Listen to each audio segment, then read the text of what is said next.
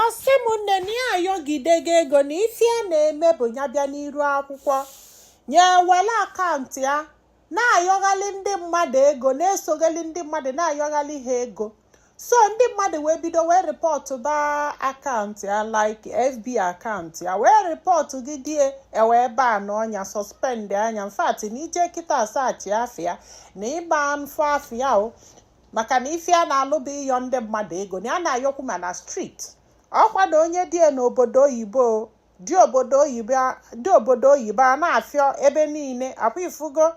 ya wee mepe another one and since ya mepere another one n'uche ekwerezie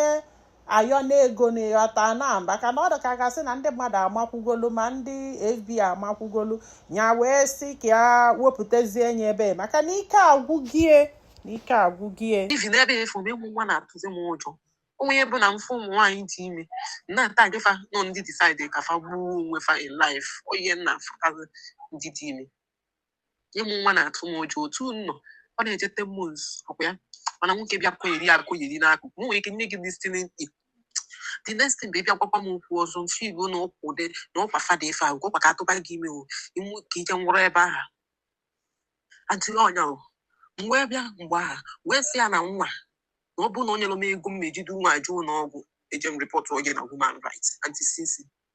3 weeks to mgbe nwa dị 9 months o wewere 200,000 wee nye m witi 70,000 o mesi send ya ihe spend n'ụlọ ọgwụ bụ ebe 100 and let me say 140 something thousand. Then ọ nwekwa nọọsụ nọ na street na-etriti buru m nji ụkwụ isi na ego aje setụlụ ọnya wee go n'ihe nwa na-eri na nwa m enwere akwa nweghị ihe ọnwụ wee jegote bi mgbe ya na nwa akwụkwọ nwekwa karịsị ya ọsọ na onwe ezigbo ego ọzọ nwere n'ọtịrị mbọsị ọzọ ego batara ya aka nsị ndị voice record niile nkịsị gị na nke ahụ ọsọ ndị bụkwa na-etinye human rights amazi ihe mmemme ike marriage bụ ma Ada Igbo biko nunu na-ayọrọ m ndị followers gị biko ka ha nyere m aka enwere m aka ọrụ ama m ka esi akpa wig ọfụma ama m ka esi ana m arụkwa ọrụ ifishi ụlọ na-ejekwesịrị ụfọdụ ndị nni na-ekwu bụ onwe ike obere nri onye ahụ enye m ego ọnụ ọbụla nnaba mmepe n'ụlọ shọpụ ka m na-alụgasị wig ya biko na ntị biko ọ bụrụ na mmepe enye m ga-egosisi gị from the process mbido to the end ike marriage ọ nọ n'ebe amụba nwa ana m ata afụfụ agụrụ skuul otu ka ndụ m si yasa ka m bido shọpụ anụnwa wee na-enyere onwe m aka ama m na ife o ji emerụ m ya bụ na o nwere ife stable something m na-eme nọ ntinye aka na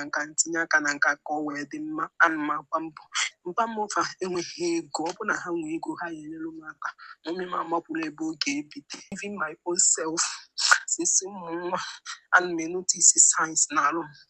sometimes breathing na-afịa m alụ anụ nwa ka m fesi debe ka lụba n'ọrụ nenekwu onwe m nene alụ m jemela bụ nene alụ m achọrọ m ịnwụ biko depression na-enye m biko. Unu anụgo na ụmụnne m ọkwa ngwala ụlọ dị obodo oyibo amụrụ m ife kpata na ụfọdụ ụmụ nwoke na ji obodo oyibo wee na-edisive ọtụtụ ụmụ agbọghọbịa.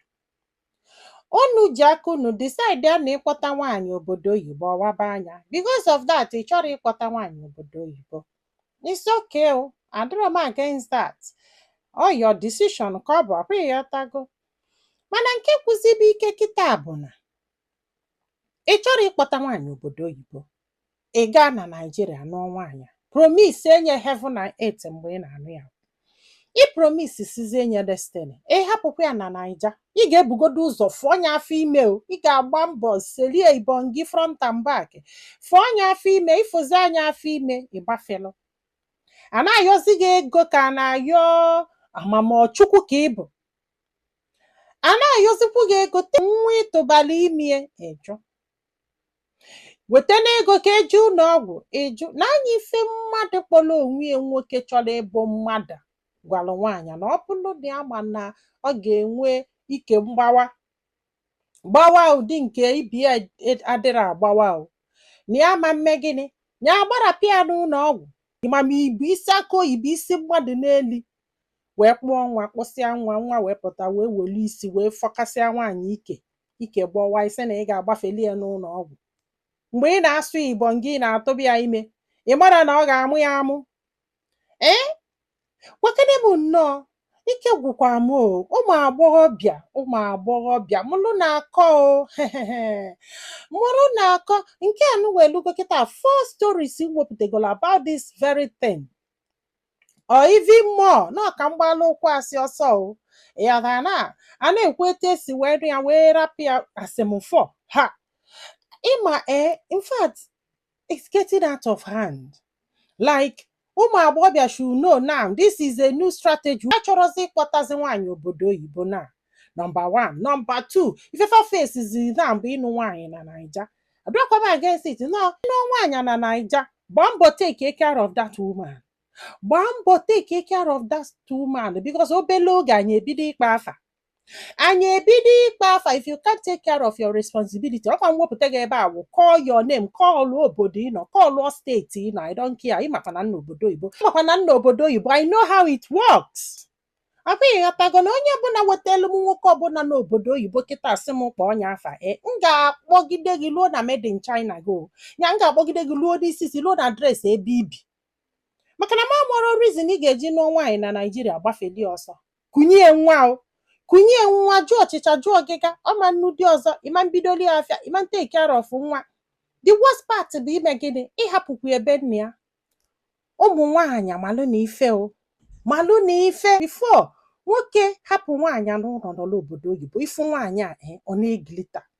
ife ọbụla dị ya mma ọ ga na-agba moto everything ezuolie mana nke kịta bụ onye jesie nata oje na vileji chọọ ndị nne na nna fa aka esirefe ike kpọrọ nwa afụfụ onye afọ ime gbafela ọ na-afịọ dị obodo oyibo nọmba 1 ifele dị obodo oyibo ga-eme gị nọmba 2 na-asịkwa na ọnụgodi so many stories ma ndị etili nnu ma ndị etili ose ọ dụrụ oke maka anyị ga-ebido ịkpa afa very soon biko na ụmụnne m enyemaka ka this girl na-ayọ ọ sị ya ma ka esi akpa isi very well ya ma ka esi eme wig very very well na ọ bụ na onwe onye enyeli aka na biko ya gbatali ọsọ enyemaka na ya nọzibe nne ya ka a chọọ ife a ga-eme wee netebe nwa ya anya na ya chọrọzi ịnụ na ike dị mara eji agwụ gị apụghị ghọtago ike gwụrụ ọ bụrụgodo na ị chọrọ inye aka ụmụ nwaanyị ndị n'idi wig ọ bụrụ na unu ga-akọntaktị ya ka o melu unu wigs biko nu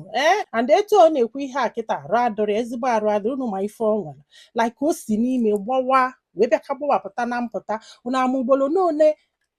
nya atọlụ nke akwala outside iji wee jee kwa nke dị n'ime wee bịaka kwali ya wee pụta outside ụmụ nwaanyị amụgbolo unu ghọtara ebe anyị na-eje ife a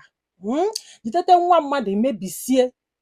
si na ọ bụrụ na ị ma ịgbafeli ya n'ụlọ ọgwụ welfare ka ị ga-akpụ ya wee jee nne m welfare kootu ka ị ga-akpụ ya wee jee wetebe ego apụghị ghọtago every month thank God na isi na ịgụrụ akwụkwọ go to court amamife unu na-emelụfe ebele go there mgbe ị mention ọla edeli akwụkwọ from court abịa na sign agreement ego na ọ ga na-enye gị monthly